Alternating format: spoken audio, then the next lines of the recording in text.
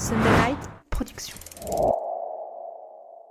Si tu regardes un peu les athlètes de très haut niveau, comment ils s'entraînent, en fait, l'empirisme a un temps d'avance sur la science. On a une perception de soi-même qui peut être faussée. Aussi. Il y a des gens qui peuvent avoir l'impression d'être super rapides, d'avoir des super belles foulées, puis ils se voient en vidéo et ils se disent « Ah, c'est à ça que je ressemble !» Il n'y a pas de sommation, quoi. Si le premier message que je reçois est un message violent ou à charge ou quoi que ce soit, moi, ça dégage, tu vois. Où j'ai vraiment mis ma santé en jeu parce que je tombais malade, j'ai chopé des bactéries, des trucs vraiment quand tu es dans des états de fatigue. Et...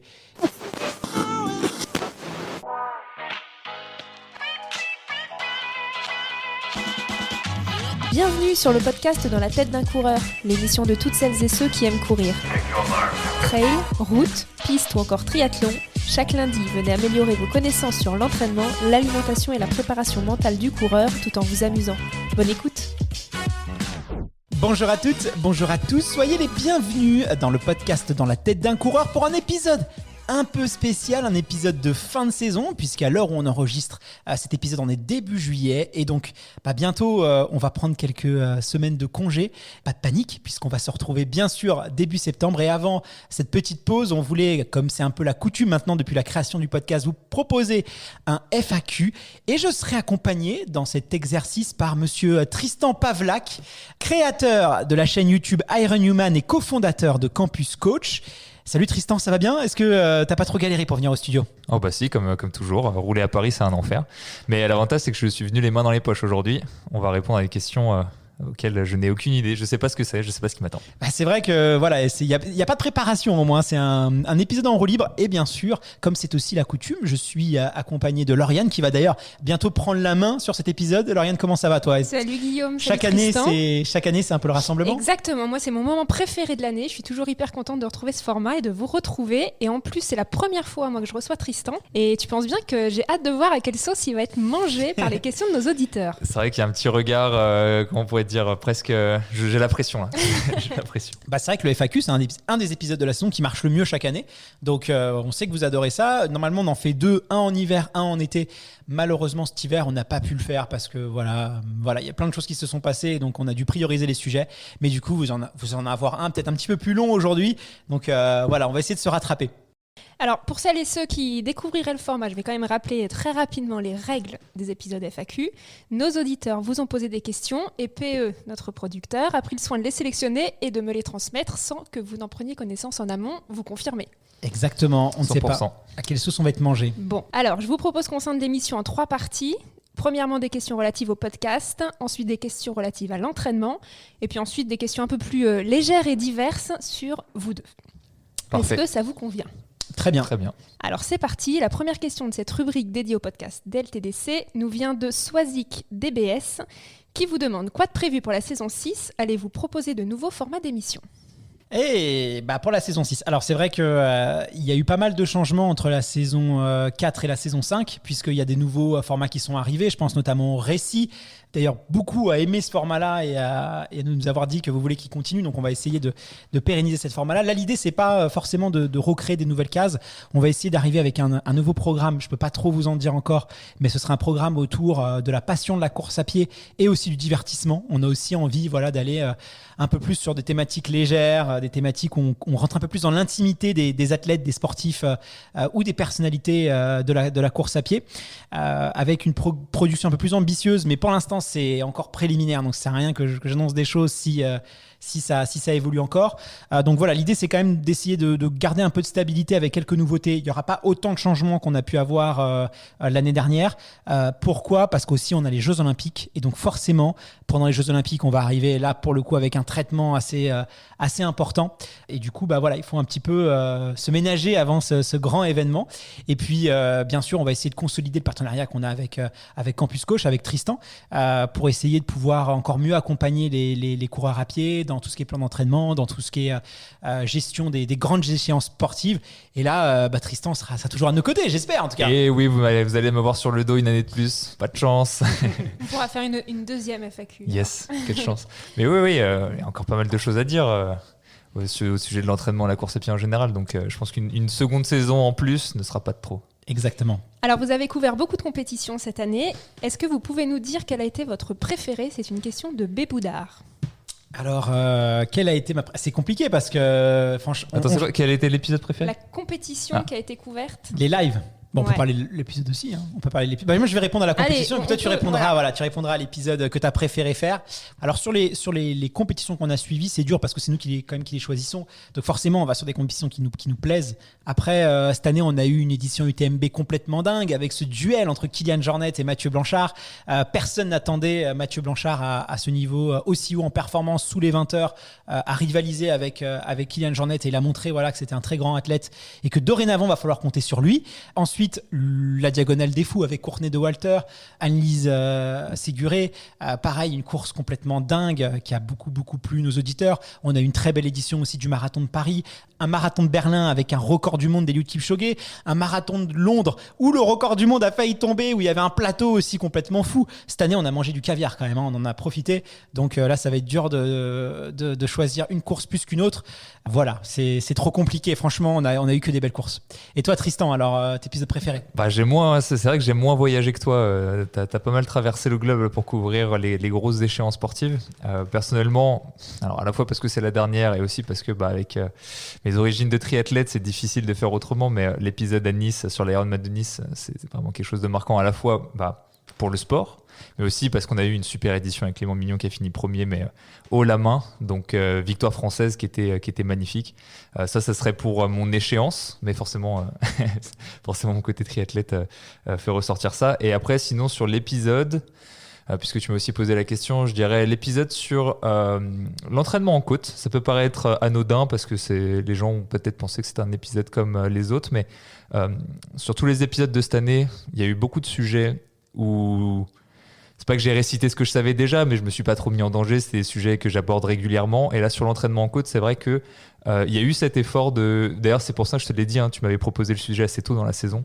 Et je t'avais dit, vaut mieux attendre un petit peu, laisse-moi un peu digérer le sujet, laisse-moi un peu bosser là-dessus, parce qu'il y a toute cette phase entre le moment où on récupère de l'information et on la processe avant de la régurgiter un petit peu. Donc ouais, j'ai bien aimé cet épisode pour l'effort, on va dire, qui m'a fait faire. Et au final, aujourd'hui, en tant qu'entraîneur, j'en suis meilleur, justement, en ayant fait ce travail. Donc, ouais, j'ai bien aimé cet épisode pour ça. Et il paraît que la meilleure façon d'apprendre, c'est d'enseigner. Ce que tu fais sur ta chaîne YouTube, ce que nous, on fait dans le podcast, on voit quand même que ça nous enrichit énormément, quoi. Ça, c'est le truc le plus important. C'est vrai qu'à travers les vidéos ou à travers les podcasts, le fait de réfléchir, de dire les choses, de malaxer un petit peu sa pensée pour l'organiser, c'est vraiment quelque chose d'hyper important. Et sinon, les épisodes qui ont le plus marché, parce que ça, c'est quelque chose qu'on nous demande souvent. Alors, je sais pas si ça sera une question, mais du coup, j'en profite. Voilà, désolé si je te zappe un peu tes questions, mais l'épisode qui a le plus marché, c'est partir de zéro et devenir un leader du running. Le récit, l'épisode qu'on a enregistré avec Manu, donc évidemment un épisode qui est hyper symbolique, et c'est une fierté de savoir que c'est cet épisode-là qui a le plus marché sur la saison 5. Et c'est vrai qu'on prenait des risques parce que voilà, Manu, c'est pas un athlète à proprement parler, c'est plutôt un entrepreneur. On sait qu'en France, parler d'entrepreneuriat, de sport, mélanger les deux sujets, ça peut être aussi un petit peu sensible. Les gens peuvent des fois pas forcément comprendre. Et on s'est dit, l'histoire est incroyable. Moi, ça faisait 3 ans que j'essayais de convaincre Manu de raconter son histoire parce que c'est quelqu'un qui était très discret, qui préfère vraiment rester dans l'ombre. Et j'avais vraiment envie de lui dire ce que tu as fait, c'est incroyable, il faut que tu en parles, il faut que tu partages tes valeurs parce que tu as des très très belles valeurs et tu es une belle personne. Et jamais de la vie, je pensais que cet épisode allait devenir le premier. Jamais j'aurais cru. Je me suis dit, voilà, ça va être un épisode qu'on fait pour ceux que ça intéresse. Et tant pis si ça intéresse un peu moins de monde. Et voilà, me rendre compte que c'est l'épisode qui a le mieux marché. C'est comme quoi il faut prendre des risques. Et puis, c'est vraiment un très, très bel hommage et une vraie fierté de cet épisode-là qui m'a beaucoup marqué. Et ensuite, c'est Courir lentement pour courir vite. Qui est un épisode qui a très bien fonctionné, et Fractionner, les règles à connaître pour progresser. Donc quand même sur le top 3, 2 épisodes avec toi, Tristan, bravo. Super, ouais, ça montre aussi que les gens ont besoin de conseils sur l'entraînement et que dans leur pratique, ils ont besoin un petit peu de savoir ce qu'il faut faire. Et ça, c'est vrai que les épisodes classiques comme ça, on a tendance à les dévaloriser, ce qu'on dit, l'endurance fondamentale, on en a parlé 1000 fois, les fractionnés, on en a parlé 1000 fois. Mais oui, mais en fait, il y a toujours des nouvelles personnes qui arrivent, il y a des gens qui sont là depuis longtemps, mais ça ne veut pas forcément dire qu'ils en ont entendu parler. Donc, ça vaut toujours le coup j'ai envie de dire de se répéter, mais à la fois, quand on se répète, souvent, on dit les choses autrement. Tu sais, je peux te dire 1000 fois la même chose, peut-être que la 1001 fois, je vais le dire avec des nouveaux mots, organiser de nouvelles manières, et puis entre-temps, j'ai le temps de changer peut-être d'avis sur certaines choses. Et donc la 1001 fois, ça peut percuter quand je te le dis. Donc ouais, très bons épisodes. Et puis l'entraînement, ça reste une science, donc ça évolue. C'est ça qui est intéressant au fur et à mesure des recherches, des avancées, des perceptions aussi. Donc ça, c'est génial, c'est qu'on pourrait faire 10 fois le même sujet, il y aurait de nouvelles choses à dire. Alors la prochaine question, c'est Constance David qui vous la pose, et moi je sais qu'elle est loin d'être la seule. Tristan, Guillaume, trouvez-vous encore le temps de vous entraîner avec toutes vos activités ? Alors Guillaume, le marathon, on en a parlé juste avant. Parce que j'ai dit à Tristan, tu vas voir qu'on va avoir plein de questions sur Guillaume, quand est-ce qu'il fait un marathon ? Est-ce qu'on trouve le temps ? On trouve toujours le temps de faire les choses qui sont importantes pour nous. Donc, c'est clair, net et précis qu'aujourd'hui, moi, ma priorité, ça va être d'un côté ma famille et de l'autre côté, pouvoir continuer ma passion, faire en sorte que Sunday Night Productions, le studio que j'ai cofondé avec Pierre-Emmanuel Hutto, se développe, puisse grandir, on puisse recruter de nouvelles personnes, on puisse proposer des contenus encore plus intéressants, plus de contenu pour les gens, les accompagner dans leur entraînement. Donc ça, aujourd'hui, c'est ce qui m'anime et j'ai vraiment envie de mettre toute mon énergie dans ça. Et je ne suis pas capable de me lancer dans un défi quand je fais les choses à moitié. Je suis quelqu'un d'entier, je suis quelqu'un de passionné. Je fais les choses avec le triple, ça m'obsède. Donc je ne peux pas faire les choses à moitié. Très concrètement, aujourd'hui, j'ai voulu prioriser ça. Je ne dis pas que ça ne me manque pas. Évidemment, quand je vois des gens courir dehors, des fois, j'en ai les larmes aux yeux parce que ça me manque. Et je me dis, j'aimerais bien aussi avoir cette aisance, courir, être rapide, puissant, me sentir fort comme je pouvais l'être. Mais voilà, on ne peut pas tout avoir, faire des choix. Je continue à courir de manière récréative avec mon chien, c'est d'autres sensations, j'ai besoin de courir, mais je n'ai pas l'énergie à suivre un plan d'entraînement, à faire du fractionné. Et Tristan, après... Ouais, parce qu'il ne faut pas dévaluer non plus. Tu te dis, c'est vrai que avec la pratique que tu as eue de la course à pied, la pratique que tu as aujourd'hui, elle peut paraître... ultra légère, voire même, c'est même pas loisir à tes yeux, c'est même moins que ça. Alors que tu me disais, tu cours 35 bornes, parfois 40 bornes dans la semaine, c'est quand même plus que déjà la grande majorité des coureurs. Donc mais je fais plus de fractionné, c'est comparativement à ce que tu faisais auparavant, où forcément, à tes yeux, ça a perdu de la valeur, mais tu t'entraînes quand même régulièrement, ça, faut le noter. Après, moi, oui, je m'entraîne toujours. Alors, comme je le dis, l'année dernière, je me suis énormément investi dans le triathlon. Pour ceux qui ne le sauraient pas, parce que je m'étais qualifié en 2021 pour les championnats du monde amateur Ironman sur l'île d'Hawaï, qui est une compétition mythique en octobre dernier. Donc, c'est une saison où je me suis énormément entraîné. Sur l'année en lycée, j'ai regardé, ça faisait 16 heures de moyenne.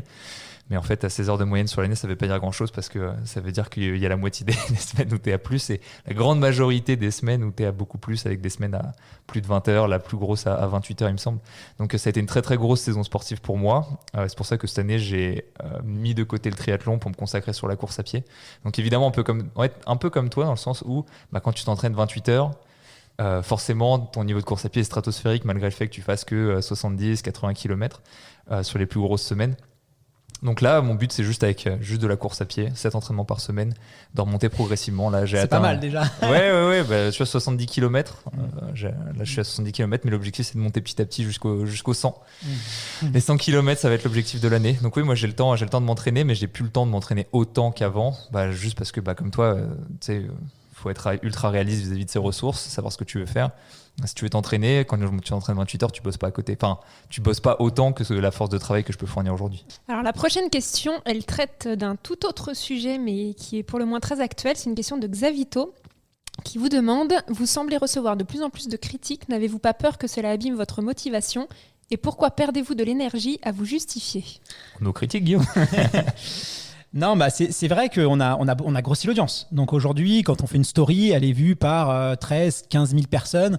Quand on fait un podcast, il est entendu par plus de 60 000 personnes. Donc forcément, dans le lot, il y a des gens qui sont là depuis le début, qui nous connaissent, qui savent la philosophie, qui connaissent nos positionnements. Mais il y a des gens qui peuvent entendre une phrase décontextualisée et se faire un jugement. alors, c'est vrai qu'on m'a. J'ai pris la parole des fois sur les réseaux sociaux pour expliquer des choses. On me dit pourquoi tu te justifies. C'est pas forcément une justification. Moi, je pense aussi qu'on a un rôle de pédagogie et que des fois, il y a des personnes qui peuvent t'écrire des choses. Je prends l'exemple récent avec toi, Tristan, le dernier qu'on a eu en date sur l'Ironman, voilà, si tu veux en parler, vas-y, hein, si tu parleras mieux que. Oui, carrément.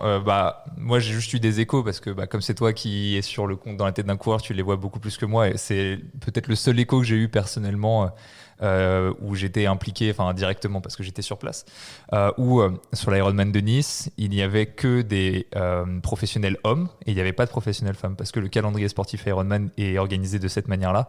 Il y a un nombre égal de courses hommes et de courses femmes professionnelles avec un crash price à la clé.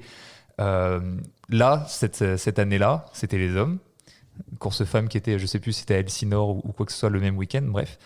Et donc, forcément, on n'a que couvert les professionnels hommes puisqu'il n'y avait pas de femmes. Et t'as reçu des messages de dire, et les courses femmes, vous pensez pas à nous, toujours tout pour les hommes, rien pour les femmes.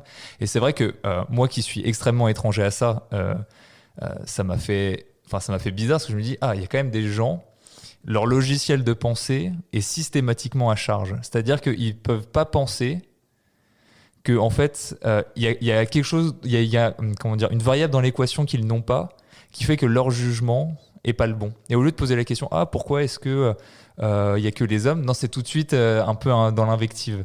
Alors que en plus je défends votre contenu à travers des contenus où j'ai pas assisté, mais le contenu sur la maternité était full, le contenu sur un peu comment intégrer la course à pied avec tout ce qui est sexisme, etc. C'était vachement intéressant aussi. Pour le coup, s'il y a bien un podcast qu'on peut pas prendre à charge, c'est bien le vôtre sur ce cas précis en tout cas où j'étais là. Donc je pense que tu as d'autres exemples, mais ouais. Et puis en fait, la remarque finalement elle est légitime. C'est vrai qu'on aurait peut-être dû, si on veut se remettre en question, expliquer, faire une story pour expliquer, faire de la pédagogie. D'ailleurs, on l'a fait à ce moment-là. Ce qui est dur, c'est les messages violents. C'est-à-dire qu'en fait, il y a des personnes qui vraiment en fait vont t'écrire de manière hyper agressive et en fait, vont être dans le jugement le jugement de morale, tu vois, vont être très très agressifs et des fois c'est très dur. Il y a des fois aussi, il faut faire des choix édito.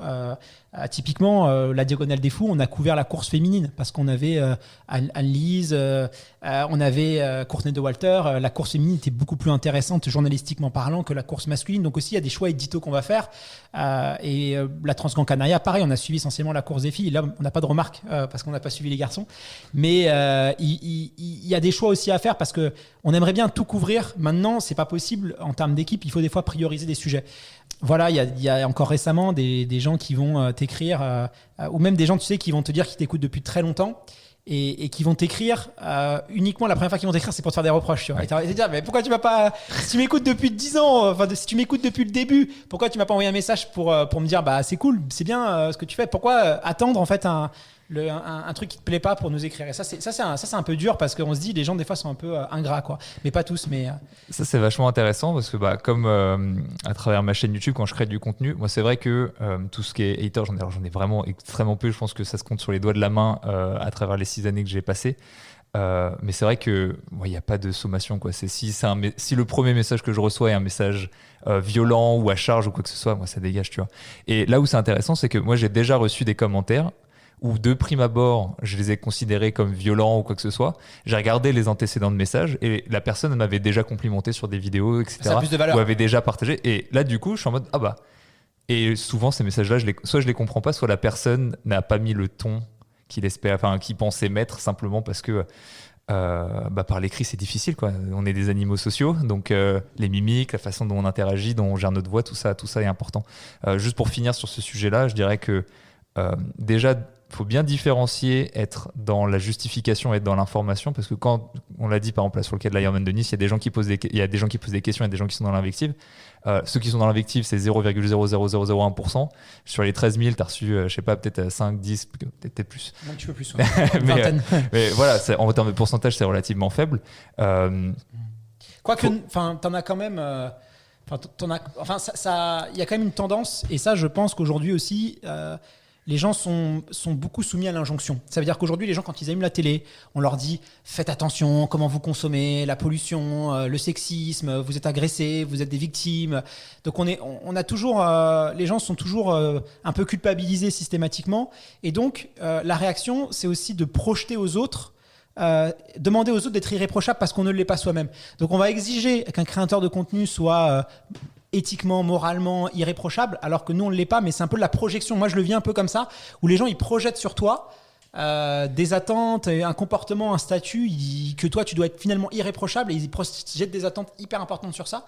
Et ça en fait on ne l'avait pas, moi je ne l'avais pas il y a 2 ans. Alors soit c'est parce que ça a augmenté l'audience, mais je pense aussi que les gens, on leur met beaucoup la pression, et ils évacuent la pression peut-être sur les créateurs de contenu. Ok, intéressant. Je sais pas, hein, c'est peut-être pas le cas, hein, mais c'est une piste que j'ai moi en tout cas pour justifier ce moment qui a accru un peu. Ok, parce que moi ce que j'allais apporter, c'est juste la différence entre justification et apporter de l'information, parce que si tu enlèves toute l'invective, il y a des gens qui te posent la question, mais il y a peut-être 1000 personnes qui se sont posées la question, qui me disent oh c'est vrai, bizarre, ils parlent pas des femmes, et ça va pas plus loin que ça, juste ils disent bizarre. Du coup, avoir l'information a posteriori, tu l'as dit, on aurait peut-être dû le faire au départ, mais c'est toujours intéressant, c'est pas de la justification, c'est juste on n'a pas apporté l'info. C'est vrai que c'est intéressant. Mais des fois, l'idée, c'est de ne pas se justifier, mais c'est d'expliquer aussi les choix. Et je pense qu'on doit le faire. Après, c'est sûr que des fois, quand je reprends le marathon de Paris, où on n'a pas dormi, on est là, et puis tu reçois des messages de gens qui disent, alors que tu te donnes le meilleur de toi, tu essaies de te plier en 4, et qu'il y a des gens qui sont toujours pas contents. Voilà, je peux des fois dire, bon, j'en ai un peu marre, là, les gars, foutez-moi la paix, quoi. Donc, je sais pas si c'est une bonne chose, mais ça fait du bien aussi. On reste des humains, donc bon. On a des limites. Voilà, si ça me toucherait pas, je pense que je serais peut-être un sociopathe. Donc, c'est peut-être bon signe aussi que ça m'affecte. Voilà. Alors, je vous propose un sujet un petit peu plus léger. C'est une question de Ibospol. Quelles sont les plus grandes leçons de vie que vous retenez de vos années d'entraînement ? Tristan, je te vois écarquiller les yeux. Attendez, parce que c'est vrai que je répète souvent la même chose. Donc j'essaie de... T'as une petite idée, toi, Guillaume, le temps que je cherche la mienne ? Moi, je dirais... Alors, je ne vais pas parler d'accepter l'échec, ça ferait un peu surfait et tout, mais je pense que la leçon d'entraînement, c'est de se dire qu'on ne peut pas tout le temps être à 100%. Quand tu commences, en fait, tu as souvent tendance, dès que tu loupes une séance, dès qu'il y a un truc qui ne se passe pas comme tu veux, à tout remettre en question, à dire mais pourquoi j'ai loupé cette séance, je suis devenu nul et tout. Moi, je me souviens au début, j'ai loupé un truc et je remettais tout en cause. Je loupais, tu vois, j'ai une semaine où j'allais pas bien, où ça allait pas, j'étais persuadé que ça y est, j'avais régressé, je reviendrais plus jamais à mon niveau, tu vois, j'étais très très noir. Et l'une des leçons que j'ai apprises, c'est que vraiment, il y a des hauts, il y a des bas. Il faut savoir naviguer, profiter des bons moments, profiter des mauvais moments, et surtout pas remettre tout en question quand ça va pas, parce que ça c'est valable pour le sport, mais c'est pas dans ton travail. Il y a des moments où vous allez avoir des hauts, des moments où vous allez avoir des bas, et des fois on peut perdre confiance. Et en fait, il faut éviter de voir le noir. Il faut rester positif en disant ok, ça va pas, je fais pas des bons résultats, mais c'est pas grave. Je sais que dans 2 semaines ça va passer, ça ira mieux. Et donc voilà. Et ça m'a beaucoup. Le sport m'a vraiment fait prendre en compte cette. Bon, c'est peut-être pas la chose la plus intelligente à dire, mais c'est spontané. Ok. Moi, j'hésiterais entre 2. La première, c'est celle que je pense est la plus forte, mais c'est celle aussi que je dis le plus souvent. C'est juste que par le sport, je me suis rendu compte à quel point nos actions pouvaient avoir un impact sur la vie, simplement sur la vraie vie. Souvent, moi, c'est pas un exemple que j'ai, parce que c'est vrai que par les réseaux sociaux, tu as les métriques, et puis c'est toi avec toi-même, que c'est un peu de l'entrepreneuriat, donc tu vois l'impact que tu as, mais il y a beaucoup de gens, je pense, qui font beaucoup de choses dans la journée à travers le travail et qui ressentent pas profondément au fond d'eux que leurs actions ont un impact. Aujourd'hui, tu as des grandes sociétés, quand tu es juste dans une petite case et que tu fais tout le temps la même tâche, c'est difficile de savoir un peu ce que tu vaux. Donc le sport, c'est vraiment un truc où je m'entraîne, et si je m'entraîne suffisamment longtemps, je ressens que ce que j'ai fait porte ses fruits. Ça, c'est le premier point. La gratitude. Exactement. Et le deuxième, qui non pas est le plus fort, mais est le plus récent, et qui est une phrase qui est kitsch au possible, mais de dire que le chemin est plus important que l'arrivée.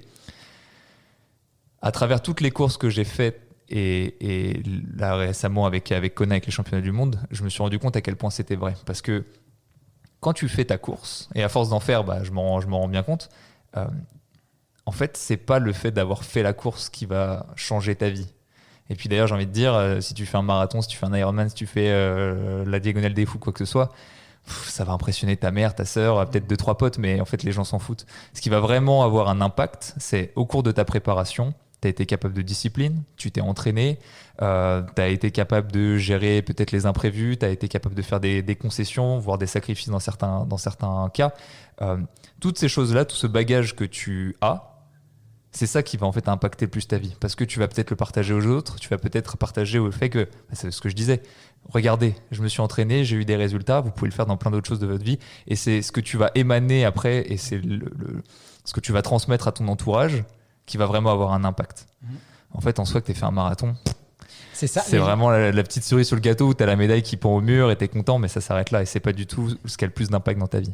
Et les gens qui font des marathons sans vraiment les préparer, ils se privent de tout ça en fait. Tu vois. Exactement. Et c'est pour ça, moi, quand on me dit, ouais, t'as pas fait ton marathon et tout, mais en fait, comme j'ai fait toute la prépa de A à Z, j'ai fait toutes mes séances, même si j'ai pas couru à la fin, je suis moins frustré parce qu'en fait, moi, ce qui me faisait peur, c'était les 12 semaines, c'était la prépa. Et en fait, ça, je l'ai réalisé, tu vois. Évidemment, j'aurais été hyper content, heureux d'avoir la consécration, de voir si mon entraînement paye. Genre, ça aurait pu foirer, tu vois, ou pas. Et ça, c'est sûr que c'est un manque. Mais je suis pas totalement frustré parce que j'ai vécu mes 12 semaines de prépa. Et des gens, voilà, qui se lancent un défi, qui préparent pas vraiment, qui le préparent à la machin, bah à la fin, ils vont pas avoir la même expérience, ils vont pas avoir la même gratitude, ça va pas autant impacter leur vie que ça. Et des fois, ils sont un peu déçus. Et ouais, j'ai fait le marathon, c'était pas ouf, mais tu t'entraînais? Ouais, vite fait et tout. Ah, je dis, bah non, en fait, oui, t'as fait la distance, mais t'as pas vécu l'expérience. Et tant que t'as pas vécu l'expérience, tu peux pas savoir ce que ça fait. Donc, Si on tire le fil à la limite, il y a quand même des petits apprentissages. Quand tu fais un marathon, c'est pas anodin non plus. Une phrase que j'ai dit récemment, c'est pour s'entraîner, il faut être discipliné, et pour faire une course, il faut être courageux. Donc le fait d'arriver sur un marathon sans entraînement, tu peux dire au moins le courage que ça t'a, que tu pourrais transmettre, le fait de voilà, j'ai eu confiance dans mes capacités, je savais que j'aurais les capacités mentales de aller jusqu'au bout, à la limite. Et puis tu vois, dans les arts martiaux, ça c'est vraiment quelque chose que j'essayais vachement de transmettre à l'époque. Indépendamment de comment pouvait se passer le combat. C'est ce que j'expliquais aux gens que j'entraînais, même si je n'étais pas bien vu à l'époque, les gens étaient encore plus jeunes, ils avaient 14-15 ans. Je leur disais, juste le fait d'avoir eu le courage de mettre les pieds sur le tatami et de t'être opposé à quelqu'un et d'avoir accepté en pleine conscience de cause ce qui allait t'arriver, déjà c'est quelque chose que tu vas pouvoir réutiliser dans ta vie. Parce qu'il n'y a pas beaucoup de gens qui seront prêts à le faire. Alors on a ensuite, je pense, un businessman en la personne de Bill Arnaud. Alors attention, j'ai 3 questions en une. Est-ce que l'équipe vit de cette activité? Comment financez-vous vos déplacements et payez-vous vos invités? Alors j'avais dit on parle plus d'argent dans le Maintenant, on en avait eu beaucoup, à chaque fois on avait des questions sur l'argent, j'avais dit plus d'argent, mais bon écoutez, oui c'est mon activité principale. Après Tristan, tu pourras parler des millions que tu gagnes si tu veux aux éditeurs. Tu transfères des sommes d'argent astronomiques. Voilà. Oui, c'est notre métier à plein temps. On a la chance de vivre, alors non seulement moi et Pierre-Emmanuel, voilà, maintenant depuis 1 an et demi, on a aussi une équipe de 5 personnes, donc avec 3 personnes qui nous ont rejoints, dont toi, Lauriane, nous maintenant tu es un membre actif et à plein temps dans la tête d'un coureur. J'essaye. Donc oui, on a la chance de vivre de notre passion. On n'a pas que dans la tête d'un coureur, on est aussi dans la tête d'un cycliste, sur le vélo, mordu. On a tout un écosystème de podcasts. Donc les gens voient, en tout cas dans ta coureur que ça, il y en a d'autres. Et c'était quoi l'autre question après ? Comment financez-vous vos déplacements et payez-vous vos invités?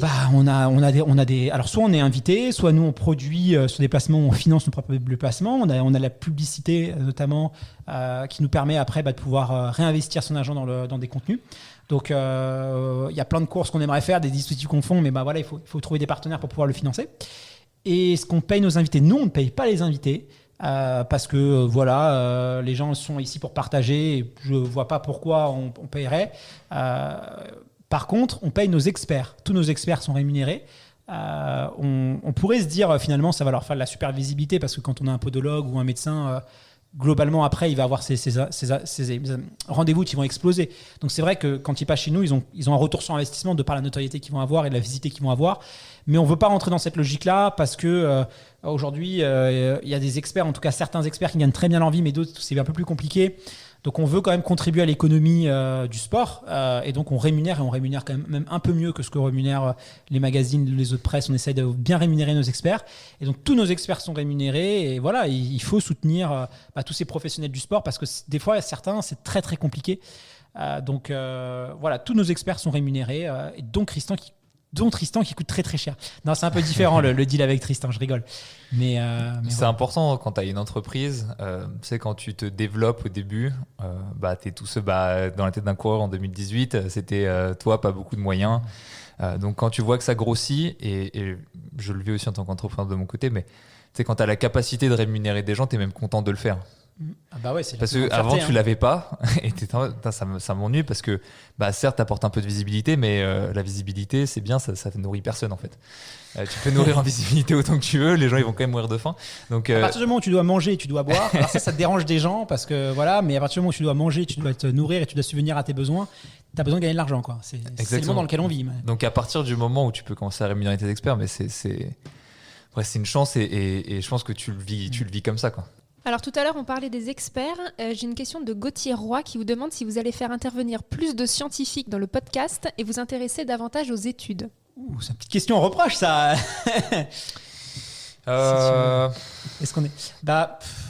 Bon, alors je vais parler de la science de manière générale parce que je me suis rendu compte de quelque chose depuis peut-être, je sais pas, je me rends moi je me dis, je vais dire que je me rends progressivement compte. Voilà. Les études, c'est très bien, mais c'est loin de tout dire. C'est-à-dire que tout basé, c'est vachement la mode du evidence-based, etc. C'est très bien de partir. Ouais, c'est très bien de partir de sources scientifiques. D'ailleurs, on prend l'exemple de l'entraînement sur côte où j'ai cité quelques sources parce que c'est quelque chose où, comme je l'ai fait dans le processus, j'avais les sources, autant les redonner. Ce dont je me suis rendu compte, c'est que si la science est une base, elle est très loin d'être absolue et la part de l'empirisme dans l'entraînement est hyper important.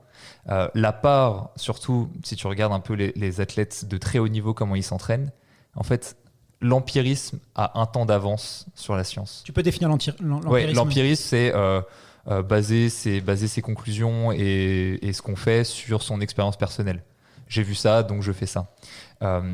Si tu regardes un petit peu certains grands athlètes en Norvège par exemple ou d'autres, tu te rends compte que ce qu'ils font, alors certes ils s'appuient sur les sciences, mais ce qu'ils font n'est pas forcément encore prouvé par la science, et ce qu'ils font c'est publier des articles qui vont pouvoir prouver certaines choses dans 2, 3, 4, 5 ans, peut-être 10 ans, le temps qu'il y ait assez d'études qui soient faites à travers le monde et qui va pouvoir être généralisé à travers des revues de littérature, etc. etc. Je sais plus qui c'est. Est-ce que c'est Olivier Bollier ou je sais pas. Mais en gros, un préparateur physique assez connu qui dit si tu t'appuies uniquement sur la littérature, t'as 2 Olympiades de retard. Non mais c'est vrai. Hein. Ouais, donc en fait, il y a quelque chose où je suis d'accord qu'il faut s'appuyer sur les sciences parce que sinon on dit n'importe quoi. Et en fait, dans le processus, tu pourrais dire il y a l'empirisme où tu fais n'importe quoi. Ensuite, tu apportes les sciences et tu remets une couche d'empirisme par-dessus. C'est ça le processus dans lequel il faut être.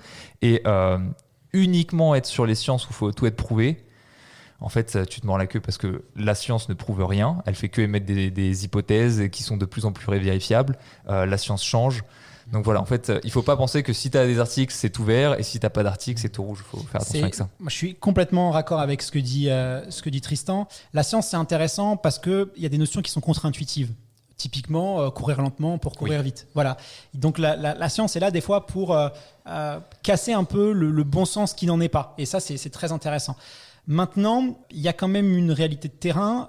Je connais très bien le milieu scientifique pour parler avec plein de chercheurs et il y a plein de biais. C'est-à-dire que faire des études valables avec des protocoles hyper minutieux, ça coûte très très cher. Et il n'y a pas d'argent. Donc, il y a 2 possibilités. Soit vous bâclez un peu l'étude parce que vous n'avez pas financièrement, vous êtes obligé de vous adapter. Pas vous la bâclez volontairement, mais parce que vous êtes obligé de l'adapter aux contraintes financières, donc votre étude elle sera un peu moins pertinente. Soit vous travaillez avec un sponsor qui va financer votre étude et souvent c'est pour aller dans le sens de ce qu'il veut, lui. Donc, en fait, il y a beaucoup de biais. Et quand on connaît bien le monde scientifique, croyez-moi que c'est pas évident. Il faut vraiment prendre les études, voir les protocoles, comprendre comment ça a été fait. Des fois, c'est fait, mais il y a plein de choses qui vont pas. Récemment, il y a une étude qui avait été faite dans Envoyé spécial sur sur le dopage. Je prends un exemple. Et ils ont fait une étude pour savoir si la microdose, quel impact pouvait avoir des produits dopants sur des athlètes amateurs. Ils n'ont pas eu de groupe placebo. Donc, ils ont injecté des gens et ils n'ont pas fait de groupe placebo. Donc, comment tu veux savoir si vraiment... Donc, tu vois, déjà, cette étude, pour moi, elle n'est même pas intéressante à citer parce qu'ils auraient dû prendre un groupe témoin où ils injectaient de l'eau sucrée ou du sérum Phi et du coup, on voyait l'impact psychologique du dopage. Là, il y avait que des gens qui savaient. Donc, dès le départ, tu les voyais qu'ils étaient remontés. Ils voulaient battre leur record, tu vois. Parce que voilà, donc en fait, c'est un exemple, mais il faut bien regarder les protocoles. Et ensuite, je trouve qu'en ce moment, c'est vrai que moi, j'écoute certains podcasts où... pendant 10 fois, le mec, il va te parler ce que dit la littérature scientifique, alors ce que dit la science. Et il se rabrate toujours derrière la science, mais il faut savoir qu'il y a un biais qu'on va toujours chercher des informations qui confortent notre façon de penser. Et donc, on va toujours chercher les documents qui vont en fait juste argumenter ce qu'on va dire. Et ça peut être rassurant, surtout pour les jeunes, ci et ça. Mais il ne faut pas confronter terrain, science. Moi, par défaut, je préfère quand même des gens qui ont une expérience de terrain, mais qui sont capables de remettre leur certitude évoluer en fonction de comment évolue la science. Donc pas des gens qui sont hermétiques à la science, qui entraînent pareil depuis 20 ans, je les fuis, mais les gens qui n'entraînent pas, qui ne voient que le sport à travers le prisme des études scientifiques, je les fuis aussi. C'est un bon mélange des deux, je pense, et pour moi la valeur terrain a quand même plus de valeur. Un entraîneur qui entraîne, qui coach, a plus de valeur que quelqu'un qui va parler de... mais jamais être dans l'action, quoi. Voilà. Je pense que tu prends un scientifique dans son laboratoire, ça va pas en faire un très bon entraîneur. Hein. Non. Ce que j'aimerais juste finir par dire sur cette question-là, c'est que la science, il faut faire attention parce que c'est très facile de citer plein d'études, tu l'as dit, qui vont dans notre sens, et là tu parais blindé et tu dis ah putain le mec il sait de quoi il parle, etc. On peut se faire avoir d'ailleurs. Mais justement, en fait, c'est pas parce que quelqu'un utilise plein de scientifiques que c'est forcément ça devrait valable. vous inquiéter. Ça devrait même vous inquiéter. La science doit faire partie du processus de recherche. Mais ça ne doit pas être une finalité en soi pour convaincre. Donc, est-ce qu'on en utilisera ? On en utilisera si jamais c'est nécessaire. Et on le fait, enfin on le fait. Hein. Ouais, mais en tout cas, ça sera jamais une fin en soi pour prouver. Regardez, on sait lire des études en anglais. Hein. En fait, c'est plutôt le back-office. La science, et croyez-moi, on passe carrément de notre temps à lire des études ou à machin, mais c'est pas forcément ce qu'on en parle le plus. C'est plutôt le back-office. C'est justement la personne qui va en faire... je trouve, moi, ça m'inquiète quand je vois des gens qui s'abritent toujours derrière les recherches. Soit il est très jeune et donc il cherche de la légitimité. C'est des arguments d'autorité. Soit sinon, c'est souvent quelqu'un qui veut aller dans le sens, qui s'abrite derrière la science pour aller dans le sens où lui il a envie d'aller, quoi. Alors, on arrive à la dernière question de cette première partie. C'est une question de Lorraine de Boissanger. Quelle place allez-vous accorder aux enjeux écologiques dans le podcast ? Vous allez nous tuer là. Après l'argent, l'écologie. Alors, j'ai pris beaucoup de recul sur la question écologique parce que déjà, je suis quelqu'un d'assez anxieux par nature. Donc, voilà, j'essaye de me ménager un petit peu. C'est un défi extrêmement important et en fait, ça me fait beaucoup de peine de ne pas avoir une unité politique, une unité sociale autour de cet enjeu-là. Et voilà. Et deuxièmement, je pense que malheureusement, on ne va pas dans la bonne direction dans la prévention contre le réchauffement climatique et notre capacité à fédérer et rassembler les gens autour de nous. Je pense qu'on réussira à avancer d'un point de vue écologique en fédérant et pas en divisant.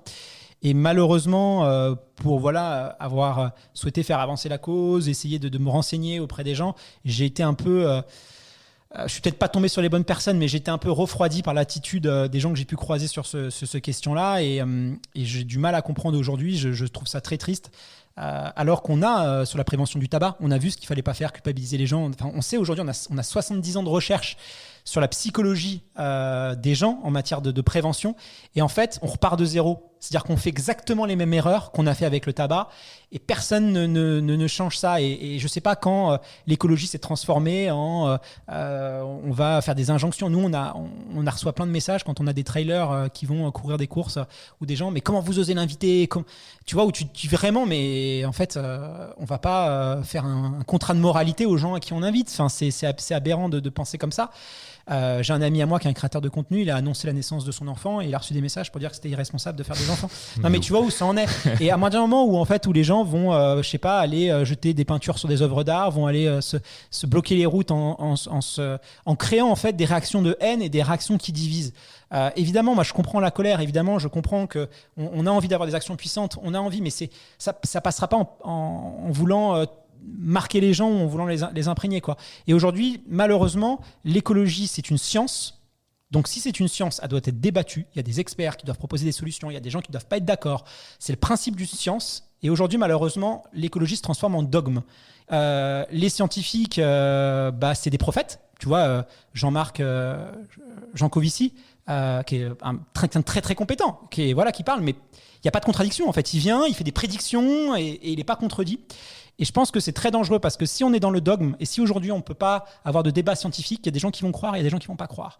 Et donc, il y a des gens qui vont maintenant considérer que l'écologie, ce n'est pas un sujet, que ça ne doit pas être débattu, qu'ils vont être hermétiques à ça. Et Et voilà, et donc on rentre de plus en plus sur un dogme, mais ça, voilà, moi je suis assez inquiet. Voilà, j'ai pas forcément, c'est qu'une impression personnelle et qu'un ressenti personnel, mais je suis assez inquiet. J'ai fait un mariage là récemment, il y a 2 semaines, et le maire, parce qu'il allait pleuvoir et il voulait faire sortir un peu plus tôt les mariés, dans le mariage, expliquait que c'est une bonne chose s'il pleut parce que le réchauffement climatique, on était à un mariage. Ça va, voilà, il faut faire attention à ça parce que j'ai peur qu'il y ait un retour de bouclier et que les gens finalement ça fasse plus de dégâts qu'autre chose. Moi de mon côté vis-à-vis de la création de contenu, je simplifierais un peu ça en disant juste que forcément on le prend un petit peu en compte parce qu'il y a tellement de messages partout que c'était forcément imprégné un peu de cet environnement-là, mais je prends toujours en compte le positif pour le groupe vis-à-vis du positif pour l'individu. Alors après, les gens là vont peut-être monter sur le grand cheval, mais dans le sens où, j'en sais rien, je vais là très récemment en Bretagne pour faire un triathlon. Je prends ma voiture, je fais 8 heures de route. Je sais que les valeurs sportives que je vais pouvoir dégager de cette action-là de faire un triathlon, on va pouvoir mettre peut-être des gens au sport, va peut-être pousser des gens à se mettre au triathlon, va peut-être pouvoir remettre en valeur certaines compétences qu'apporte le sport chez des sportifs qui m'écoutent. Et je sais que le coût positif que va apporter cette vidéo-là sur les gens est largement supérieur à l'aspect négatif de l'environnement. Oui, mais on veut du symbole. On veut toi, t'es vertueux parce que toi, t'as décidé en tant qu'individu. En fait, ça devient très... comment je me valorise à travers ça, tu vois. Oui. Du coup, c'est comme ça un peu que je le vois. Je me dis, c'est une balance. Tu peux pas être tout vertueux. Et tu sais, le yin et le yang, les gens connaissent le symbole par cœur. Tu as toujours un peu de noir dans le blanc et un peu de blanc dans le noir. Voilà, c'est la petite part de noir dans mon blanc. Alors, je vous propose maintenant un petit peu de légèreté avec un petit interlude récréatif. Attention, Tristan. C'est le moment du petit jeu. Un peu comme dans les mariages où moi je pose des questions et vous répondez c'est plutôt lui, c'est plutôt moi. Tu vois, Qui sort les poubelles le plus souvent, c'est plutôt lui. Tu vois le truc. Ma conjointe écoute, va falloir que je fasse attention. Okay. Alors, c'est parti. Qui a contacté l'autre en premier ? Guillaume, je dirais. Ah ouais, c'est moi. On s'est vu, on a échangé. On s'est vu. Ouais, on s'était vu à une... Ah oui, on en a parlé récemment en plus. Oui, t'as raison. Oui, mais je t'avais pas écrit avant, non ? Non. Ouais, bon. Oui, voilà, quand quelqu'un fait des trucs bien, je l'écris, j'aime bien les voir, les créateurs. Je le fais encore. Hein. Mais ça remonte à très longtemps. Ouais. Ouais, ça fait bien longtemps parce qu'on s'est connus avant de commencer à bosser ensemble. Ouais. Qui est le plus sérieux à l'entraînement ? C'est toi. Ouais, je sais pas, je suis sérieux quand même, mais... Quand il s'y met, il est sérieux, mais... Ouais, je pense quand même que le triathlon... les gens sont toujours impressionnés par la quantité, donc on va dire moi. Ouais, parce que le triathlon, quand même, faut du sérieux quand même. Qui est le plus gourmand ? C'est lui. C'est lui, alors. Il y a je suis très gourmand. Alors, je suis très gourmand, mais je suis parti avec lui à l'Ironman de Nice. Je peux vous dire que il consomme. Ma comptable, elle a vu les notes de frais sur le restaurant. Je peux vous dire, qu'est-ce qui s'est passé ? Vous étiez combien ? Je donne avec Tristan avec nous. Voilà, c'est... Ça va être difficile de nier. Voilà. Mais je suis très gourmand aussi. Qui est le plus ponctuel ? Oh, je dirais Guillaume. Ouais, petite quand même un peu moins, ouais. Parce que je le suis pas, donc j'ai essayé d'avoir la discipline maintenant de l'être au maximum. Qui est le plus bosseur ? Oh, Guillaume. Et attention, question à 15 000, qui est le plus séducteur ? Oh, Guillaume. Tristan, non, dans son âge d'or. Mais non, moi je suis... Mais justement, c'est toi que... Moi, c'est fini, moi. Plus jeune. Voilà, il est plus jeune. Moi, je suis un homme d'église maintenant. C'est fini, voilà. J'aime bien ces petits jeux, moi. On devrait en faire plus souvent. Allez, on enchaîne sur la deuxième partie. Focus entraînement. Et première question de Victor. Pourquoi les coureurs et cyclistes se rasent-ils les jambes ? Tiens, pourquoi ? Tristan, elle est pour toi. Pourquoi celle-là. tu t'épiles, Tristan ?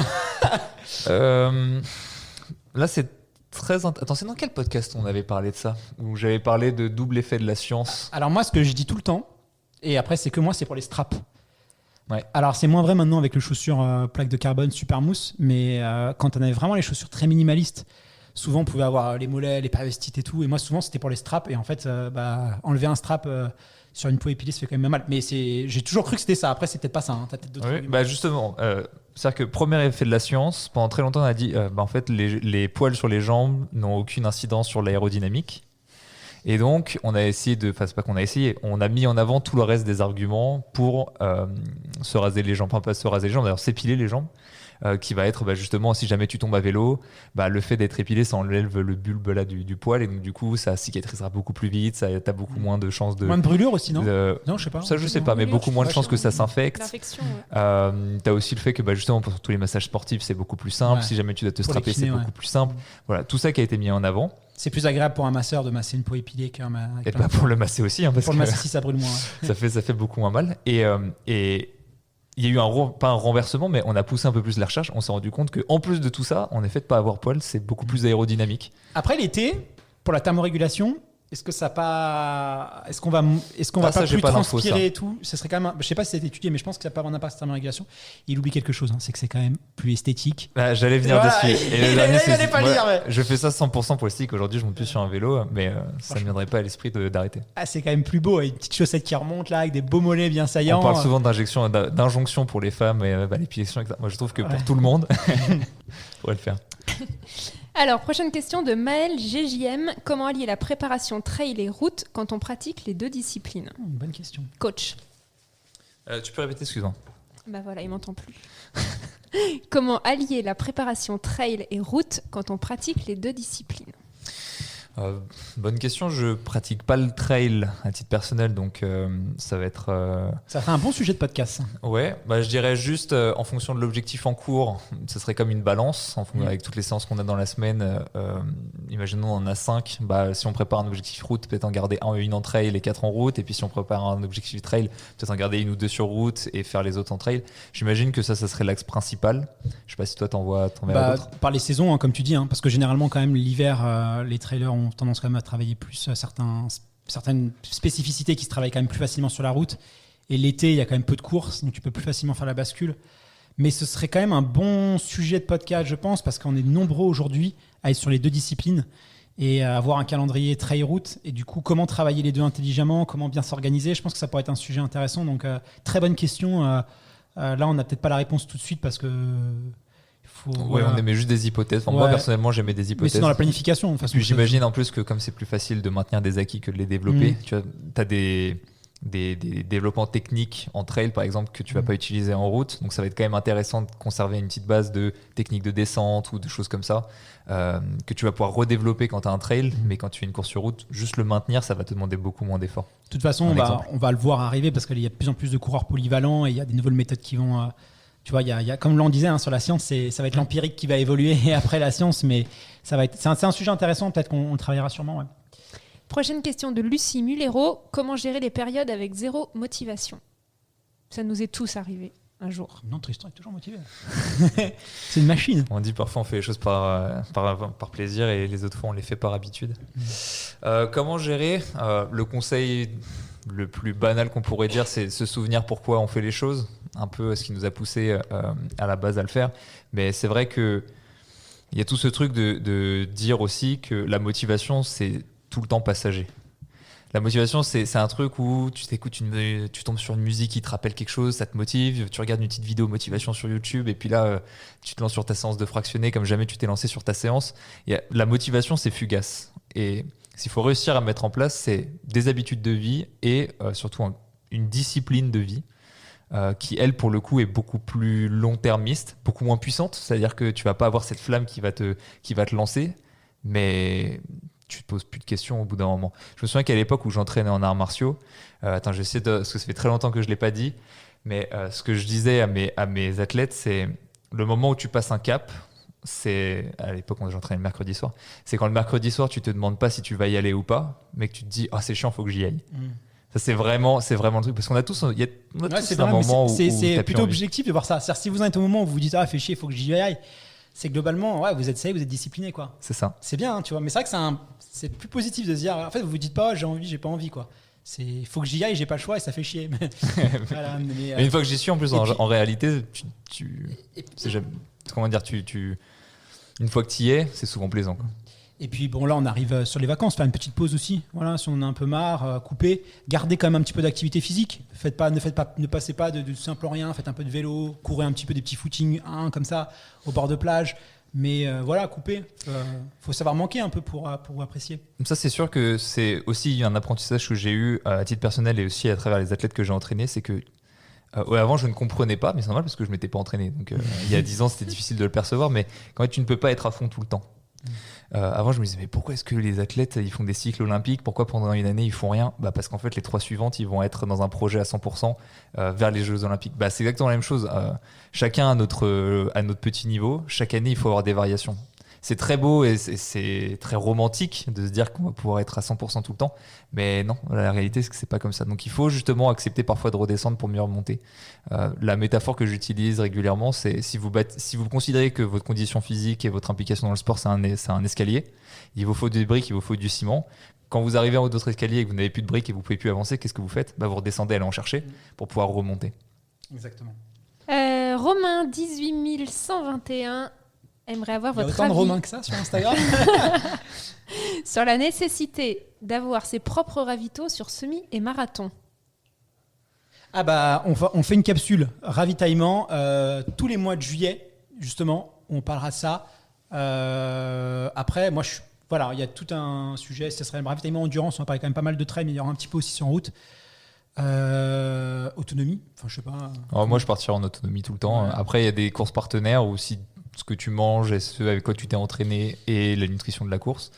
Mais je sais pas trop si ça se fait en course à pied, ça. Ça se fait. T'as pas de gel mortaine sur le marathon de Paris? Non, c'est surtout dans les pays anglo-saxons, Boston, New York, où effectivement t'as les partenaires qui mettent les gels. NAC, peut-être qu'ils le feront cette année, vu qu'ils sont partenaires de l'UTMB, NAC. Donc peut-être qu'ils le feront. Mais après, sur semi, est-ce que vraiment ça vaut le coup? Mettez 2 gels dans vos poches, c'est bon. Voilà.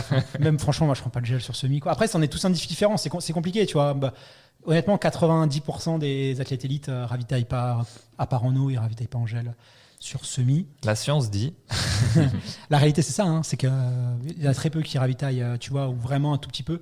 Sur marathon, un peu plus, mais même sur marathon, tu vois, chacun a des trucs différents, on va avoir des stratégies différentes. C'est tellement personnel que c'est compliqué. Mais on fera toute une série. Mois de juillet, spécial ravito, faut l'écouter. Voilà, vous allez tout savoir. C'est en cours. Question de Jules Noël. Sur les fins de prépa, êtes-vous plus irritable et sentez-vous un impact sur votre libido? Irritable, oui, forcément. Et puis pareil par rapport à la libido. Tout ça, pour le coup, je pense pas que ça soit un tabou ou quoi que ce soit. C'est juste endocrinien, quoi. C'est quand tu t'entraînes énormément pendant très longtemps, forcément, au bout d'un moment, tu tires un peu sur la corde. Après, elles sont surprenantes les questions de nos auditeurs cette année. Après, faut faire attention. Je me demande, j'ai pas la réponse, mais est-ce que c'est juste une dérive vis-à-vis de la moyenne qui fait que tes taux endocriniens diminuent? Je te parle en exemple, quelqu'un qui est sédentaire, il s'entraîne 3 fois, c'est une forte dérive vis-à-vis de sa moyenne, ou alors c'est juste en termes absolus. Parce que tu vois, par exemple, moi, en ce moment, je m'entraîne 10 heures, je ressens pas du tout les mêmes niveaux de fatigue, les mêmes niveaux d'irritabilité que ce que j'ai pu vivre quand j'étais à 28 heures. Et pourtant, j'imagine que par rapport à quelqu'un qui s'entraîne 0 heure, 10 heures, c'est énorme et il peut ressentir ces effets-là.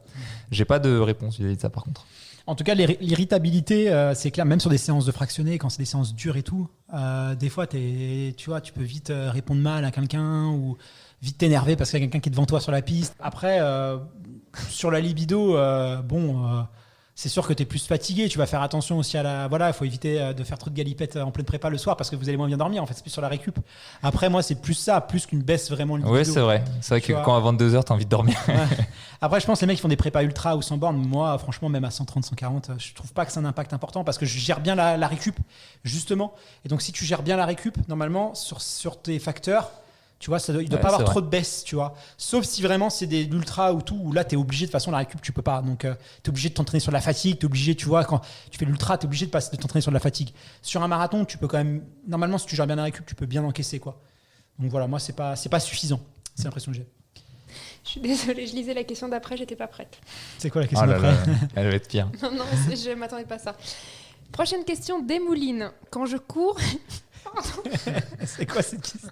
Ah non, mais ça y est, là, c'est roue libre. Là, Je suis fatiguée. Je visualise, en fait. Mais c'est naze. Quand je cours... Va falloir l'amener au bout, celle-là, Lauriane. T'as pas Allez, le choix. Là. Tu respires plus et tu le dis. Quand je cours... Attends, vas-y, dis-la-nous une fois normale en rigolant, là. Et comme je ressemble à quelqu'un qui fait du ski de fond. Quoi? Comment lever plus les genoux? En fait, je visualise la nana. Est-ce que tu peux nous relire la question, s'il te plaît? Quand je cours, je ressemble à quelqu'un qui fait du ski de fond. Comment lever plus les genoux?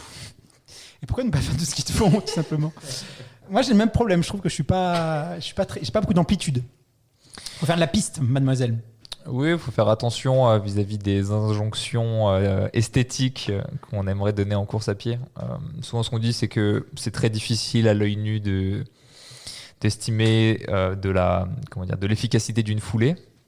Après, il faut faire attention à est-ce que potentiellement t'as tellement été déshabitué à courir que t'as réellement une foulée non naturelle que t'aurais perdu parce que tout le monde court plus ou moins bien quand il est petit, quoi. C'est plutôt ça auquel il faudrait faire attention. Après, est-ce que tu as besoin de lever les genoux? Ça, c'en est une autre. Et après, sinon, moi, je suis extrêmement partisan de la pratique en pleine conscience. C'est-à-dire qu'à partir du moment où tu sais que tu dois lever les genoux, si tu considères que c'est une nécessité, ce dont je doute, juste pense régulièrement à lever les genoux. Fais-toi des minutes à lever les genoux. Enfin, pas lever les genoux de manière forte, mais si tu pars du principe qu'il faut le lever de 2 cm, pendant un certain temps, tu vas les lever de 5. Et puis petit à petit, ça va s'ancrer. C'est quelque chose en natation, ça qu'on utilise énormément. On a une perception de soi-même qui peut être faussée. Aussi. Il y a des gens qui peuvent avoir l'impression d'être super rapides, d'avoir des super belles foulées, puis ils se voient en vidéo, ils se disent ah, c'est à ça que je ressemble. Et inversement, des gens qui vont tendance à se dire mais j'avance pas, je suis hyper lent. Alors qu'en fait, pas du tout. En fait, ils sont à une allure standard. C'est juste qu'eux, ils ont. Donc en fait, notre perception, notre juge arbitre, il est hyper faussé sur ça. Après, on peut améliorer. Moi, je dis pas qu'il faut pas améliorer sa foulée. Le principe de l'entraînement, c'est quand même de vouloir s'améliorer. Donc on peut pas se dire on va jamais s'améliorer, laisser faire sa foulée naturelle. Mais ça doit être très progressif. Et en fait, ça doit être une amélioration avec des exercices qui sont aussi qui dépendent pas directement de ça en fait, qui sont aussi des conséquences d'autres choses qu'on va mettre en place. Mais il faut pas faut déjà se déculpabiliser quoi. Alors, dernière question de cette deuxième partie, c'est une question de Eli03. Combien d'années d'entraînement faut-il pour être performant en course à pied? Moi, on m'avait dit, quand j'ai commencé l'athlon, on m'a dit c'est 5 ans. Généralement 5 ans pour vraiment avoir un... Mais est-ce qu'il y a vraiment une... Je sais pas, mais moi, ça s'est vérifié. Et pour le coup, je trouve que les 5 ans de pratique sont quand même... Qu'est-ce que c'est être performant? C'est en absolu, ou est-ce que à partir de combien de temps est-ce qu'on estime qu'on a utilisé un potentiel une partie significative de notre potentiel maximal? C'est plutôt ça, parce que en fait, en réalité, 5 ans, je vois ce que tu veux dire. C'est parce que pour moi, c'est un processus. C'est à chaque fois, quand tu vas courir, tu vas souvent commencer avec peu de ressources, et puis tu vas optimiser ton niveau vis-à-vis de ces peu de ressources. Et puis si cette activité te plaît, tu vas y fournir plus de ressources, donc tu vas te débloquer une source de progression. Et petit à petit, et en général, j'imagine, si tu prends les 5 ans, c'est un bon milieu entre le moment où tu investis le plus de ressources vis-à-vis de tes capacités. Tu as eu assez de temps pour monter les étapes les unes après les autres sans griller les étapes. Et donc du coup, oui, là, tu arrives à un point où en effet, tu vas être proche de ton potentiel, mais juste parce que... Tu veux pas investir plus. Mais je pense que sinon, ça peut être beaucoup. Après, ta courbe quand même abaisse. C'est-à-dire qu'au début, tu progresses beaucoup. Puis plus tu progresses, plus tu vas devoir faire beaucoup d'efforts. Au début, tu progresses beaucoup, même avec peu d'efforts. Et après, plus tu vas progresser, plus tu vas devoir faire beaucoup d'efforts pour progresser un petit peu. C'est un peu ingrat. Je suis d'accord avec toi si tu regardes les chiffres, mais je pense qu'on sous-estime les capacités qu'on a, dans le sens où si tu cours sans borne, c'est sûr que si tu cours 130, tu vas moins progresser qu'en passant de 0 à 30. Ça, c'est mathématique. Par contre, entre toi à 100 et toi à 200, potentiellement à 200, t'es meilleur. Après, combien de temps ça te met pour passer de 100 à 200? Est-ce que tu as les capacités de pouvoir encaisser 200? Parce que tu as aussi, on pourrait dire, un don génétique. Pas tout le monde ne peut courir 200 km. Mais c'est là où, en fait, ça dépend. Tu vois, est-ce que tu as des gens... Alors, on parlait de Jimmy Gressier. Depuis combien de temps il court? Il est à 130 km. Peut-être qu'un jour, il va être à 160. Qu'est-ce que tu lui dis? C'est à partir de quand il est performant? Quand il court 160 et qu'il est au meilleur de sa forme, ou quand il a battu le record du monde sur 5 km il y a quelques mois? Non, mais après, il y en a aussi. Après, c'est aussi si vous commencez à courir, vous vous entraînez comme un fou, vous avez la chance de pas trop vous blesser parce que vous avez une bonne génétique, ou vous évitez quand même les erreurs grossières. Voilà. Vous allez peut-être beaucoup progressé, mais est-ce que vous allez durer dans le temps? Parce que tu vois, il y a des gens, ils vont se lancer dans une passion, ils vont se mettre corps et âme, et puis 6 mois après, on les voit plus. Il y en a plein. C'est ce que j'aime bien avec ton 5 ans. Ouais, c'est que le 5 ans, c'est quand même plus. Moi, en tout cas, c'était une vision fédérale. Donc, tu t'entraînes le mardi, le jeudi, et puis tu rajoutes 2 entraînements dans la semaine. Mais c'est pas. Tu vois, au début, moi, en tout cas, quand j'ai commencé, je courais pas 8 fois par semaine, comme j'ai pu le faire après 5 ans, justement.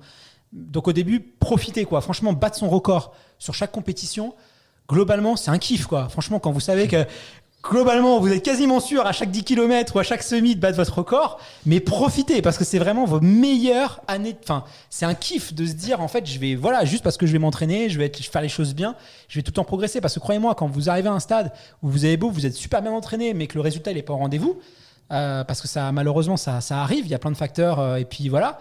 Ça arrive quand même plus aux athlètes qui sont quand même déjà entraînés. Globalement, quand vous êtes au début, mais profitez quoi. C'est triste de vouloir atteindre des gens, on n'entend pas ce potentiel, enfin très peu, mais de vouloir avoir ça comme objectif, je trouve que non, kiffer quoi. C'est trop bien d'être débutant, c'est trop bien. On voit son corps changer, on voit les progrès qu'on fait, c'est hyper motivant quoi.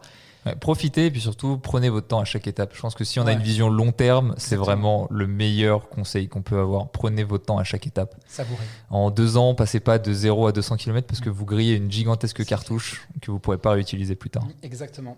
Je vous propose qu'on passe à la dernière partie de cette FAQ avec des questions un peu plus diverses et surtout un petit peu plus légères quand même. Première question de, attention, Meuwish Malti. Tristan, quels arts martiaux pratiquais-tu avant la course à pied et le triathlon ? J'ai fait beaucoup d'arts martiaux vietnamiens. Donc j'ai passé ma 2e dan. Je sais même pas ce que c'est. Le Viet Vo Dao Vo Truyen, pour ceux qui auront la ref. Et beaucoup de judo aussi, où j'en ai fait en étant tout petit, entre 5 et 11-12 ans, j'imagine, comme un peu tout le monde. Comme et moi. où j'ai repris à la fac, où j'en ai fait en option STAPS pendant 3 ans. Tu fais du judo toi aussi ? J'ai fait du judo, bien sûr. J'ai fait 3 ans de judo. J'étais pas très bon, mais... Mais t'en as fait. Je crois que j'ai fait tous les sports, j'étais mauvais dans tout. Il y a que la course à pied où j'ai pu avoir un peu de résultats. Du coup, mes parents, ils cherchaient vraiment un sport où j'étais bon, donc ils m'ont changé partout. Je crois que j'ai fait tous les sports possibles imaginables. C'est bien parce que l'ultra spécialisation hyper tôt, je suis pas sûr que ça soit très bon pour le développement physique de manière générale. Prochaine question de Jérôme Marga. Quel conseil donneriez-vous à une personne qui souhaite entreprendre ? C'est difficile parce que c'est vrai que personnellement, j'ai même pas l'impression d'être un entrepreneur. Ça dépend ce que tu définis, mais est-ce que moi j'ai vraiment la vision du serial entrepreneur, le mec qui touche un truc, ça devient de l'or. C'est vraiment pas ça. J'ai vraiment développé une expertise et je suis l'artisan qui fait des chaises en bois, mais qui essaie de faire les plus belles chaises petit à petit, quoi. Donc, en fait, de par la force des choses, ça s'est transformé en entrepreneuriat parce que dans le milieu du sport, c'est très difficile de faire autrement et de pouvoir s'exprimer par le salariat, mais j'aurais pas de méthode particulière hormis fais ce que tu veux faire, fais-le du mieux que tu peux et petit à petit ça va se structurer. Je pense que c'est très rare les gens qui mettent vraiment tout en place du jour au lendemain, bang, et puis en 1 an ils font 400 000 € de chiffre d'affaires. Je pense que ça demande une structuration progressive. Pour moi, le plus important, essayer de résoudre des problèmes, essayer de comprendre les gens plus que de les écouter. Il faut vraiment se mettre à leur place, faire un gros travail d'empathie. Pour moi, c'est vraiment le propre d'un entrepreneur. Souvent, les entrepreneurs, c'est des gens qui, au cadeau d'anniversaire, ils savent toujours faire plaisir aux gens. Ils savent, tu vois, ça, c'est déjà des... Tu vois, c'est pas que je déteste faire des cadeaux, mais j'ai rarement le réflexe. J'aime bien faire le bon cadeau, tu sais, le cadeau qui va faire plaisir. Et mais du coup, je suis en mode, genre quelqu'un que je connais pas, ça m'emmerde de lui acheter un bouquet de fleurs ou un truc. Parce que tu veux vraiment faire plaisir et trouver le truc. Donc déjà, si vous avez, c'est des bons signes. Ensuite, essayez d'aller dans quelque chose qui vous rend fier. C'est-à-dire que je pense que le producteur de fraises doit être le premier client. Il doit adorer ses fraises. Le producteur de poulet, il doit adorer manger ses poulets. Il faut être fier de ce qu'on fait. Pour moi, c'est très important pour être en bien-être. Je trouve ça très triste. Les gens je parlais une fois avec un agriculteur et qui me disait que ce qu'il faisait c'était de la merde, ça partait à les sports et que lui il mangeait pas ça. Je trouve ça très très triste en fait. Je pense qu'on peut pas être dans une santé mentale saine. Après c'est personnel, si lui il est heureux comme ça tant mieux, mais bon voilà. Donc moi j'irais d'avis quand même pour vous êtes épanoui, faites quelque chose, vous êtes le premier client. Moi je suis le premier client de mon podcast. Voilà, j'ai vraiment fait le podcast que j'aurais rêvé d'avoir. Donc faites les choses que vous rêvez d'avoir, faites les choses pour vous. Et dernier conseil, essayez toujours de progresser. Ça veut dire qu'il faut toujours avoir envie de s'améliorer. Et quelquefois, quand on est un peu dans le pic du succès, on peut avoir tendance à... Moi, ça m'est déjà arrivé, tu vois, avoir un peu moins envie et tout. Et puis, qu'est-ce que c'est triste, quoi. Et des fois, je suis très content de me dire, ah putain, ça y est, j'ai envie de m'améliorer, envie de travailler. Et voilà, et il faut toujours avoir cette envie de vous améliorer. Donc, si vous avez ces 3 composantes, vous êtes fait pour entreprendre. C'est peut-être un peu raccourci, mais en tout cas, vous êtes bien parti pour entreprendre. Il y a peut-être d'autres choses. Il y a des gens qui me disent, ah, t'as pas dit ça. Ouais, parce que j'imagine que par cette question-là, c'est vraiment le truc de, mais comment est-ce que... C'est comme si... Moi, c'est ce que j'ai ressenti. Donc, c'est vrai que mon discours, c'est mon expérience et ça vaut pas pour forcément tout le monde. Mais c'est ce truc de... Comme si tu franchissais une barrière et que ça allait du tout au tout du jour au lendemain. Moi, c'est vraiment pas comme ça que je l'ai vécu, quoi. C'est plus le fait de dire exactement ce que tu as dit. C'est tu progresses, tu essaies de faire de mieux en mieux, mais surtout, pour moi, c'est essayer de faire toujours au mieux que tu peux. Je me demande si c'est pas Roman Fressinet ou quelque part. C'est pas non plus le giga intellectuel ou tout ça, mais moi, j'aime bien quand il parle. Et ce qu'il disait, c'est par exemple, si tu fais des vidéos, faut toujours que tu le fasses du mieux que tu peux. Parce que si tu fais des vidéos mais que tu bâcles un peu le travail et que t'as que 3 vues, bah imagine les 3 vues, c'était Spielberg, c'était Nolan et je ne sais pas qui, bah c'est dommage parce qu'en fait t'as raté une chance. Donc le fait de faire du mieux que tu peux et de vouloir toujours s'améliorer, c'est vraiment une qualité clé. Et moi, ça m'est pas tombé dessus du jour au lendemain. C'est tu bosses pendant 4 ans, ça sert à rien. Tout le monde te dit dans ton entourage, mais mec, t'as perdu 4 ans de ta vie, tu veux pas devenir prof de sport, j'en sais rien, ce que me dit mon père à chaque fois qu'il me voit. Prof de PS. Exactement. C'est une autre époque. Mais voilà, et puis ça s'est juste fait petit à petit, quoi. Et essayer de comprendre le monde, essayer de l'analyser, essayer de comprendre ce qui marche pas, essayer d'avoir cette faire tourner votre cerveau, quoi. Et puis d'essayer d'être toujours dans la nuance, essayer d'être nuancé, quoi. Alors, tout autre sujet, question de Dany Leduc. Selon vous, comment la grossophobie se manifeste-t-elle dans le sport ? Peut-on être en surpoids et en bonne santé ? Des questions plus légères, on avait dit. Là, c'est la question. C'est pas moi qui ai choisi. Je vais commencer par répondre par la dernière question parce que c'est celle où j'ai la réponse tout de suite. On peut être en surpoids. On peut être en surpoids et être en bonne santé, ça c'est sûr et certain. Dans le sens où ce qui importe le plus, c'est la condition physique. Il vaut mieux être en surpoids avec une bonne condition physique qu'être tout maigre et avoir une condition, et jamais sortir de chez soi, jamais marcher, jamais rien faire. T'as des mecs qui sont tout maigres, qui mangent des fast-food tout le temps, qui fument, qui boivent et ils sont comme ça tout minces. Alors ça, c'est une certitude, il n'y a aucune hésitation à avoir. Et après, vis-à-vis de comment est-ce que la grossophobie se fait voir, c'est vrai que c'est difficile, je suis tellement pas confronté que... Tu peux répéter la question ? Comment la grossophobie se manifeste-t-elle dans le sport ? Selon vous ? Je pense quand même qu'il y a un rapport au poids compliqué dans la course à pied, en tout cas. Moi, je te donne un exemple. J'ai pris un peu de poids ces dernières années. Pas beaucoup, quoi. Voilà, je m'entraîne moins, je suis très gourmand, j'ai pris du poids. Le nombre de messages que je reçois de personnes qui me disent « Ah Guillaume, tu cours plus !» Ah Guillaume, tu te fais plaisir en ce moment. T'es vraiment un mec qui t'en fait. Ah mais oui, non, mais tu vois, c'est tout le temps. Mais souvent c'est en mode t'as arrêté de courir Guillaume en ce moment. Tu sais, c'est des petits typiques. Des typiques. Mais tu sais, au moins je préfère te dire t'as pris du poids, tu vois. Mais là c'est des petits filous, tu vois. T'as envie de petits chenette à la tête, tu vois. Heureusement que tu vois, mais voilà, il faut être honnête. Moi, les gens, ça les obsède beaucoup mon poids. C'est vrai, j'ai pris du poids, c'est comme ça. Et puis moi-même le premier, honnêtement, je te dis la vérité. Je sais qu'en tant que coureur, je me permets des fois, avec des potes, d'avoir des réflexions. Tiens, un tel, il a perdu du poids. Et je l'entends tout le temps dans la course à pied. Il faut être honnête, tu vois. On a un rapport au poids qui est malsain, tu vois. Je le conçois, tu vois. C'est une réalité. Bon, allez, je vous avais promis un peu de légèreté. M'y voilà. Question de Charlotte Arnaud. Quels sont vos secrets pour être plus épanoui ? Alors c'est ma morning routine. C'est un traquenard en fait, c'est pas un podcast. C'est les douches froides. C'est les douches froides, tu vois. Non, je rigole. Pour être plus épanoui. Moi je sais. Fier de ce que t'es, c'est ce que j'ai dit tout à l'heure. Déjà quand t'es fier de ce que t'es, c'est bien, tu vois. Quand t'es fier de ce que t'es, de ce que t'as accompli, tu vois l'effet positif, t'es content, ça marche, quoi. C'est pour être épanoui la question. Moi je sais que le rythme que j'ai aujourd'hui, je tends vers mes objectifs de vie, on peut dire, qui sont extrêmement traditionnels, une femme, des enfants, une maison, un chien. Tu vois, c'est ce qu'on disait tout à l'heure sur la question qui est le plus bosseur. Tu vois, je n'ai aucun remords à dire que Guillaume, qui bosse une quantité d'heures astronomiques par semaine, moi je travaille pas cette quantité d'heures là, quoi. Et c'est justement dans cet équilibre de vie que je me suis construit, que je m'épanouis. Je connais mes limites, je sais que si je travaille 70 heures par semaine, je vais gagner beaucoup d'argent, c'est très cool, mais je vais pas être épanoui, quoi. Alors que quand je vais promener mon chien 4 fois par jour, que je le vois être heureux, d'ailleurs, petite pensée à toi Jumba parce qu'il a mal à sa patte en ce moment. Bon rétablissement de Jumba, si tu nous écoutes, on pense ça. À toi. Mais voilà, c'est ça mon équilibre de vie, c'est ça qui m'épanouit. Donc j'irai pas jusqu'à dire achetez-vous un chien. Faites un enfant. Mais c'est ça. Mais moi, c'est juste m'assurer que je tente vers mes objectifs petit à petit. C'est assez altruiste, finalement. S'occuper des autres, prendre soin de sa famille, prendre soin de soi. Je suis d'accord. C'est assez altruiste aussi, finalement. Mais c'est bien, c'est une bonne chose. C'est important. Question de Nicolas Val. Avez-vous commis des erreurs dans le podcast ? Que dans le podcast ? C'est la question. Oui. Alors, je sais pas dans quel sens moi, je vois deux grilles de lecture de cette question-là. Oui, on a commis 2 erreurs. Tu vas mal prononcer un prénom, tu vas te tromper sur quelque chose.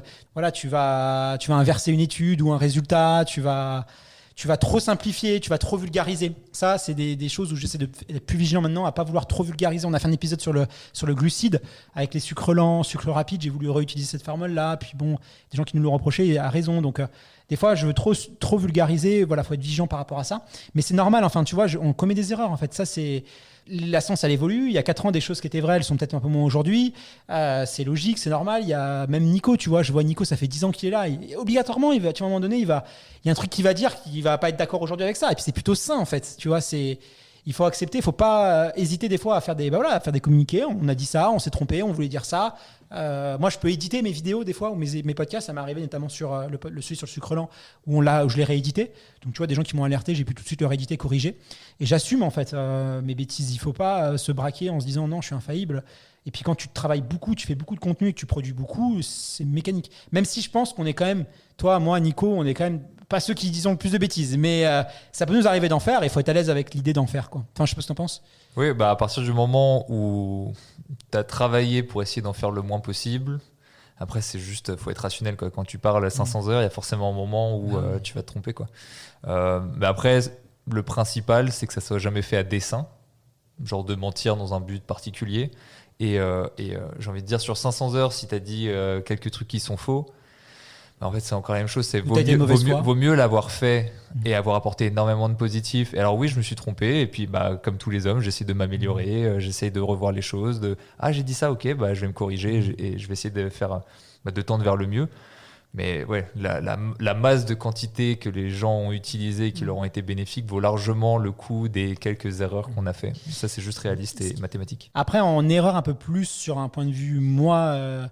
en temps de mes actions, je pense que l'erreur que j'ai faite dans la tête d'un coureur, enfin avec Sunlight Production, c'est peut-être que j'ai voulu beaucoup trop m'investir dessus. Tu parlais tout à l'heure et c'est vrai que j'ai beaucoup travaillé. Bon, parce que moi déjà, je suis hyperactif, j'ai un TDAH, donc je ne supporte pas l'ennui. Moi, l'ennui me met dans une dépression sans nom, donc je dois toujours être occupé. C'est le principe de l'hyperactivité. Donc forcément, quand tu as quelque chose qui te passionne, tu travailles, tu comptes pas tes heures et tu travailles non-stop. Et donc je travaillais quasiment 7 jours sur 7. Tu vois, peut-être le dimanche après-midi, je faisais que travailler parce que ça m'épanouissait. Et je pense que c'est aussi pour ça qu'on a eu des très gros résultats, qu'on a réussi à sortir autant. Donc il y a quand même voilà, je crache pas dans la soupe, ça a été bénéfique. Mais l'erreur que je me suis dit, je pense, c'est que j'ai peut-être un peu trop compté sur les vacances en me disant je vais travailler comme un fou et puis finalement je vais prendre 2 semaines, 3 semaines de vacances et ça ira. Et en fait, si tu mets ça au sport, ce serait comme avoir un sportif qui dirait je vais m'entraîner 7 jours sur 7 et je vais juste prendre 3 semaines de vacances. Tu lui dirais mais t'es fou, tu vas droit dans le mur. Et en fait, ce principe que je connais, je me le suis pas appliqué à ma vie perso. Et je pense qu'aujourd'hui, je suis arrivé à un état où ça a été où j'ai vraiment mis ma santé en jeu parce que je tombais malade, j'ai chopé des bactéries, des trucs vraiment quand tu es dans des états de fatigue. Et je vais pas dire que j'étais proche du burn-out parce que je sais ce que c'est et que j'ai du respect pour les gens qui ont vraiment vécu ça et je pense pas que j'étais dans cet état-là. Mais par contre, j'ai atteint des niveaux de fatigue qui étaient extrêmes. Et malheureusement, personne ne t'arrête. Ça veut dire que personne va te dire Tristan, lève le pied, Lauriane, lève le pied. Personne en fait. Parce que les gens bénéficient quand même de ton travail et que les gens ne voient pas forcément tout ce que tu fais ou tout ce que tu peux. Les gens, en fait, ils sont pas derrière toi en train de travailler, ils sont chez eux ou voilà. Et puis, en fait, les gens vont te dire repose-toi. Tu vois, c'est toujours. Il y a toujours les solutions. Tu veux perdre du poids, fais un régime. C'est toujours très simple dans les solutions des gens sont toujours très. Ils ont le bon diagnostic, mais c'est toujours très simple. Mais c'est pas. C'est souvent plus compliqué que ça. Donc, si vous prenez pas en main et si à un moment donné vous dites pas stop. Attendre une main tendue, de la compassion et peut-être moi c'est un peu trop ce que j'ai attendu de la part des autres en me disant moi je suis pas capable de m'arrêter, il y a quelqu'un qui va me dire stop, malheureusement ça vient pas, donc il faut voilà, c'est à vous de vous arrêter, c'est à vous de dire stop, même si c'est pas facile, voilà. Merci messieurs d'avoir joué le jeu. Tristan, j'espère que tu as apprécié l'exercice. Pas facile, hein. Ça fatigue, tu vois, les FAQ, ça te fatigue à la fin. Ouais.